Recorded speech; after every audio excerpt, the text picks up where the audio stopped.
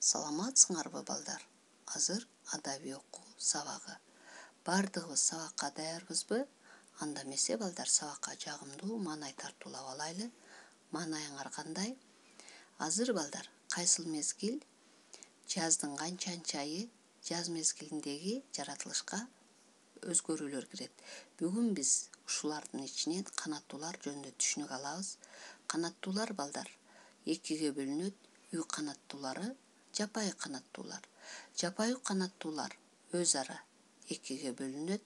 Жырткыч канаттуулар, канаттуулар.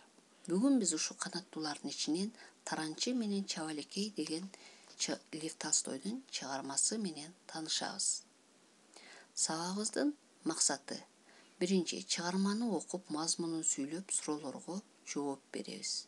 Экинчи, чыгарма аркылуу Синквейн, кластер, Вендин диаграммасын түзүп, тапкычтыгыбызды өстүрөбүз. Канаттууларга аяр мамиле жасап, бирөөнүн нерсесин уруксатсыз алууга жол бербөөгө үйрөнөбүз. Анда эмесе бүгүн биз дүйнө элдеринин адабиятынан Лев Толстойдун Таранчы менен Чабалекей деген чыгармасы менен таанышабыз. Бир күнү мен чатырчанын астындагы Чабалекейдин уясын карап турдум. Чабалекейдин экөө тең учуп кетишти. Уясы бош калды. Алар учуп жүргөн убакытта чатырчадан бир таранчы учуп келип, уянын үстүнө конду. Эки жагын карап турду да уянын ичине кирип кетти. Анан уядан башын чыгарып чыркылдай баштады. Анын артынан бир аздан кийин уяга Чабалекей учуп келди. Ал уяга кирип баратып, уясында отурган мейманды көрө коюп, канаты менен отурган ордунун бир чаптыда учуп кетти. Таранчы уядан чыккан жок, отуруп алып чыркылдай берди. Чабалекейлер кайра дагы уяга учуп келишип, отурган таранчыны көрүштү да кайра учуп кетишти. Алар куру бекер учуп келишкен жок. Ар кимиси ооздоруна балчыктан алып келишип, аз-аздан уянын жылчыгын бүтөй беришти.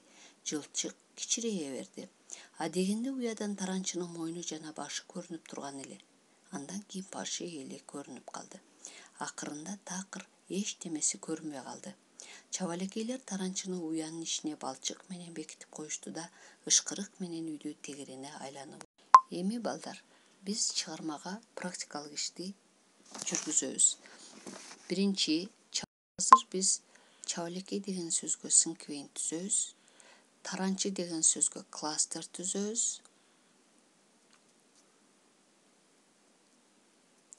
Эми сабакты жыйынтыктап, төмөнкү суроолорго жооп беребиз.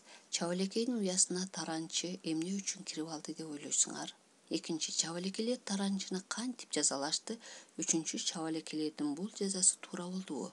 Силер кандай ойлойсуңар? Балдар, анда эмесе чыгарма менен иштеп бүттүк. Үйгө тапшырма балдар. Вендин диаграммасын, Таранчы менен Чабалекейдин айырмачылыктарын таап, окшоштуктарын жазып келебиз. Эми балдар, бардыгыңар көңүл бурганыңарга рахмат. Бардыгыңар тапшырманы аткарып, жакшы сабакка активдүү катышып, тапшырманын жообун WhatsApp'тан жибересиздер. Сиздерди урматтоо менен, эжекеңер Назгүл.